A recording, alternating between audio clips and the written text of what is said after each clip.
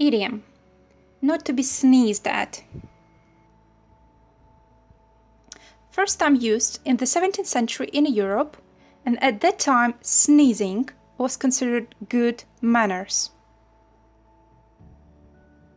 If you wanted to belong to a high-class society, you would have to know how to sneeze and even provoke it during conversations.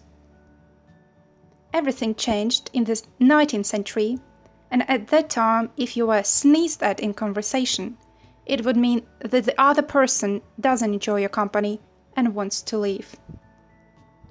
Since that time, the main meaning of this idiom is, we don't sneeze at something we like. Example: I'm a chauffeur, and one of the perks of my job is I can use a Rolls-Royce on my day off. That's not to be sneezed at. So obviously, this man will think twice before searching for another job. I get £50 an hour. Well, that's not to be sneezed at. It means that it's a well-paid job, you better stick to it.